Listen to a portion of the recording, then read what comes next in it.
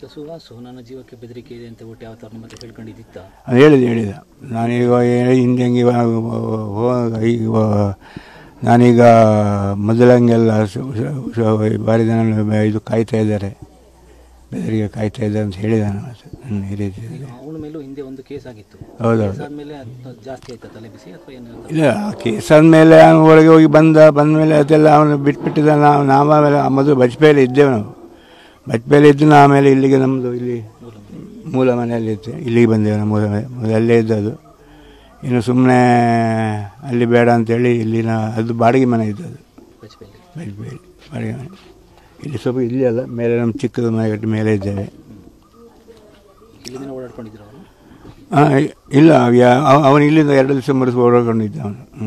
ನಾನು ಇಲ್ಲೇ ಇದ್ದೆ. ವೈವಾಟು ಅಲ್ಲಿ ಏನೋ ನನಗೆ ಗೊತ್ತಿಲ್ಲ, ಒಂದು ಲಾರಿ ಏನೋ ತೊಗೊಂಡಿದ್ದ.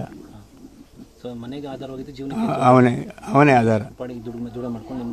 ನಮ್ಮನ್ನು ನೋಡ್ತಿದ್ದ. ನಮ್ಮ ಹೆಂಡತಿಗೆಲ್ಲ ಹುಷಾರಿತ್ತಿಲ್ಲ, ಅವಳು ಕ್ಯಾನ್ಸರ್ ಆಗಿ ಹುಷಾರಿತ್ತು. ಕ್ಯಾನ್ಸರ್ ಕಾಯಿಲೆಯಿಂದ ಬಿದ್ದು ಹೆಚ್ಚಿಗಾಮಿ ಅವಳೆಲ್ಲ ಇದೆಲ್ಲ ಆಪ್ರೇಷನ್ ಆಗಿದೆ. ಆಪ್ರೇಷನ್ ಆಗಿ ಎಲ್ಲ ಸುಮಾರು ದುಡ್ಡೆಲ್ಲ ಅವನೇ ನೋಡಿದ್ದು, ಖರ್ಚೆಲ್ಲ ನಮ್ಮ ಮನೆಯವರಿಗೆ, ನಮ್ಮ ಅವನೇ ನೋಡಿದ್ದು ಹೋಗಿದ್ದು. ಈಗ ಎಲ್ಲ ಮನೆಗೆ ಆಧಾರ ಸ್ತಂಭ ಅವನೇ ಆಗಿದೆ. ಹೌದು, ಪ್ರತೀಕಾರಕನೇ.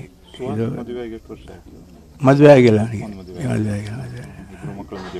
ಇಲ್ಲ, ಇಬ್ಬರು ಮದುವೆ ಆಗಿಲ್ಲ. ಎರಡು ಗಂಡು ಮಕ್ಕಳು. ಹೌದೌದು. ಇದು ಇವನ ಮೇಲೆ ದ್ವೇಷ ಹೇಳ್ತಾ ಇದ್ದ, ನನಗೆ ಜೀವಕ್ಕೆ ಅಪಾಯ ಇದೆ ಅಂತ ಹೇಳ್ತಾ ಇದ್ದ. ಅವನು ಹೇಳ್ತಾ ಇದ್ದ ನನಗೆ ಪ್ರತೀಕಾರನೇ ಆಗಿದೆ ಅಂತ ಹೇಳಿ. ಪೊಲೀಸ್ನವರು ನನಗೆ ಇತ್ತೀಚೆಗೆ ಯಾವ ಹೇಳಲಿಲ್ಲ, ಹುಷಾರಾಗಿ ಅಂತ ಹೇಳಿದ. ಪೊಲೀಸ್ನವರು ಆ ಥರ ಏನು ಹೇಳಿಲ್ಲ. ನಾನು ಬಜ್ಪೇಲಿ ಇದ್ದೆ. ಅಲ್ಲಿ ಬಜ್ಪೇಲಿ ನಾನೇ ಅಲ್ಲಿ ಬಾಡಿಗೆ ಅಲ್ಲಿ ನಾನು ಇಡ್ಲಿ ದೋಸೆ ಎಲ್ಲ ವ್ಯವಹಾರ ಮಾಡ್ತಿದ್ದೆ. ಆ ಮೊದಲೊಂದು ಘಟನೆ ಆದಾಗ ಅದೇ ನಾನೇ ಅಲ್ಲಿ ಬಿಟ್ಟು ಊರಿಗೆ ಬಂದೆ. ಹಿಂದೂಪರ ಸಂಘಟನೆಗಳಲ್ಲಿ ಸಕ್ರಿಯವಾಗಿ ತೊಡ್ಕೊಳ್ತಾ ಇದ್ದ.